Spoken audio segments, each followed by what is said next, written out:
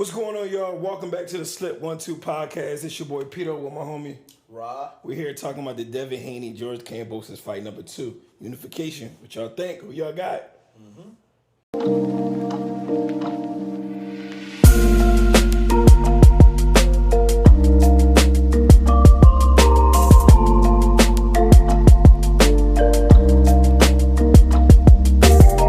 All right, so we're talking about the Devin Haney and George KAMBOSOS fight number 2, unification fight. What you think? What you got?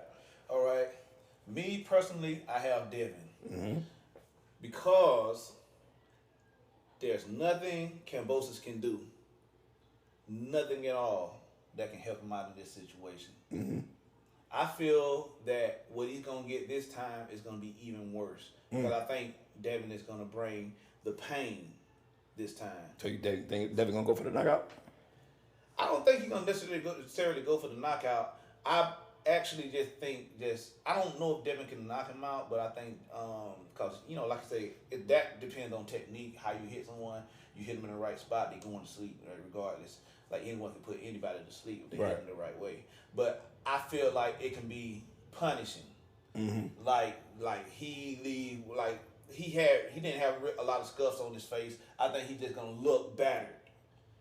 You talking about KAMBOSOS? I feel KAMBOSOS is gonna look battered at the end of this fight. So just playing devil's advocate, you already know, just like Devin gonna try to pick it up. KAMBOSOS is gonna try to pick it up. You gotta think he embarrassed. He lost all his titles in front of his countrymen, which he was quote unquote so proud about. But we'll talk about that later. Put a lot of money behind it. They did everything he asked, and he completely had a bomb. Yeah. And so I feel like he gonna step it up. I feel like, don't get me wrong, I believe Devin gonna win, but I'm just curious to your thought process of him stepping it up, him trying to take more advantage of the opportunity, him being more aggressive. Because if you listen to the pressure, like the press conference, everybody was saying like he did nothing the first fight. Bob Arum, Lou DiBella, like Devin Haney, Bill Haney, like even the announcer was saying like, what can you do this fight to step it up to show that you ready? He has to do something like bite him on the shoulder or something. I don't know. It was so much of a blowout, and I'm gonna let you talk. I didn't mean to interrupt. It was so much of a low blowout. The first fight, it was 42,000 people there. This fight is gonna be like 15,000. They downsized the arena. Exactly. That's how much of a disappointment he was. Yeah. So I mean, which is cool. He sold it really good the first time. He sold it to his countrymen. Like he was all over the place. When he was doing it, a lot of people were saying like, nah, it's not real, cause dude, you were just real respectful before this fight came up, and all of us.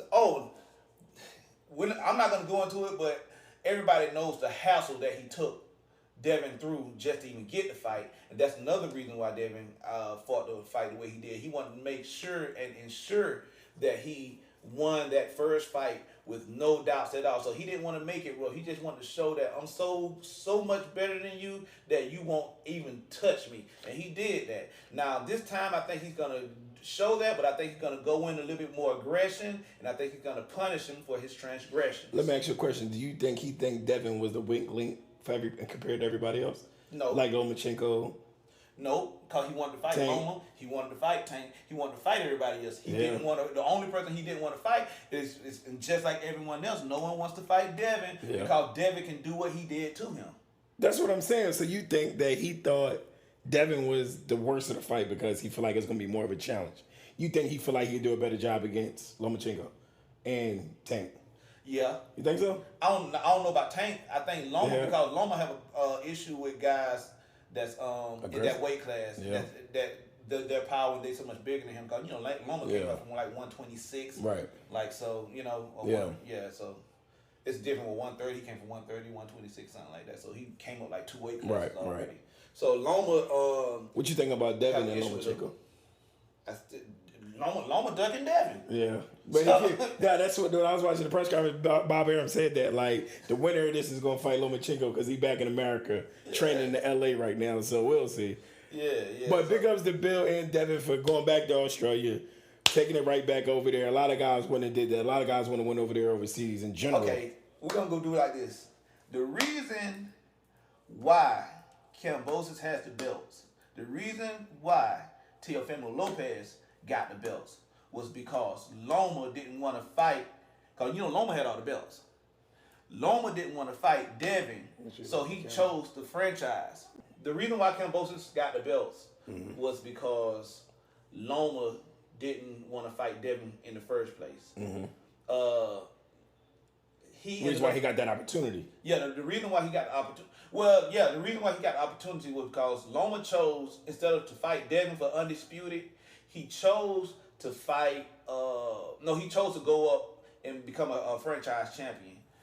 And when he became the franchise champion, he chose to fight Teofimo Lopez. When he fought Teofimo Lopez, he had a hurt arm. I will admit that his arm was hurt and everything, so he wasn't the technician that he usually is. That you have to be to beat Teofimo Lopez. So Teofimo Lopez ended up overpowering him and won the fight. Okay, Teofimo Lopez had the opportunity to fight Devin for undisputed. He chose to go KAMBOSOS route. KAMBOSOS decided when he chose KAMBOSOS, they fought. His mind wasn't right. He ended up losing, and now we're here. The second time. Right, because Tio was going through a lot, family and all that kind of stuff. And not only that, KAMBOSOS tried not to fight Devin. He tried to fight Loma. Loma had to go to the war. Then he tried to fight Tank. I wonder why Tank ain't take that fight. Because he's not in control of his career. But that's still crazy though. Like, you got an opportunity to unify. You don't take it? Tank has no belts.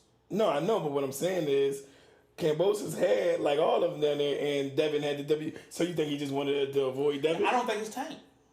You think Floyd wanted to avoid them? Floyd keep on saying that Tank don't need the belts. Oh yeah, they keep on saying that. Tank could even take saying that I don't need the belts. I wonder. I'm big without the belts. He's saying I'm the money guy without the belts. Tank is like, I can fight these bums and make all this money. Which is happening though. It's true because Tank is so explosive. It's so exciting to watch him fight. Exactly. Even if Devin is fighting better quality opponents than Tank is still gonna be the draw because he's knocking people out.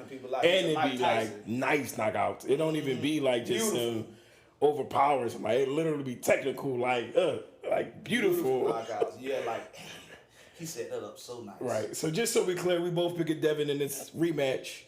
I believe KAMBOSOS is gonna come with a little bit more, but the question is it gonna be anything that'll make it worth anybody's while for watching it? People be like, oh, okay, we seen the difference in the last fight, you know. And then even if KAMBOSOS lose, what's gonna happen with him next? He gonna become a gatekeeper, like where he go from here if he lose to Devin too, because he could probably fight Tio. You think Tio will fight him again, KAMBOSOS, to get his L back, kind of like Margarito? Not if he ain't got no belts.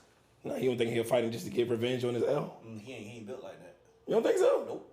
I don't know. Nope. You don't think Tio built like that? You don't think so? He ain't coming for the get back. I don't know, man. He already went up to 140. Oh, yeah, that's a good point. That's a real good point. But it ain't like out of the range if he decided to go, because I'm sure KAMBOSOS will want that fight again because he believe he'll beat him again, probably. But yeah, let us know what y'all think, who y'all picking, who y'all got. Next up, we talking about Claressa Shields versus Savannah Marshall. Savannah Marshall. What you think? I have Claressa Shields. I have Claressa Shields because Claressa Shields is just that much better than her. I know Savannah Marshall has the knockout power, but she just don't have the skills to. I don't even think to even touch Claressa Shields. When they fought in the Olympics, the one win that Savannah does have over Claressa. They tried to hype it up to make it seem like she really beat Claressa and she really was doing her thing. But if you actually go back and watch the fight, as he was saying, no. Yeah, highway robbery. No, you're good, cause that's exactly what it was, a highway robbery, and she got to beat the beats on her, you know. So, and that's just light work for her. She really had got the work put to her, and so I don't think nothing changed over the years, and I think because of that loss, I think it's gonna be even worse for her because they're not wearing sparring equipment. Oh, right. Well, they didn't wear sparring equipment. No, they had no headgear. Yeah, they had headgear. Yeah. So no headgear, and the way I've seen Claressa training, I believe they had headgear. I could be wrong, but I believe they did. But go ahead. Yeah, they did. I think so. Yeah, I believe. Yeah, but I don't know when they changed them rules to where when they was open, they didn't have to wear it again. I saw the fight and I can't recall it. But the way Claressa has been training, She's training to make her pay. So that's Right. all I'm gonna say. I'm going with Claressa. What you think? I'm going with her too. I feel like she's gonna outclass her. I feel like they just hyping it up to get more ticket sales and really try to draw up some sort of interest. The same way they used to do with anybody, like when Floyd lost and in the Olympics or whatever, they was trying to go back to the last person that beat them and all this stuff, and just trying to make it about the last time a person lost when somebody is so dominant.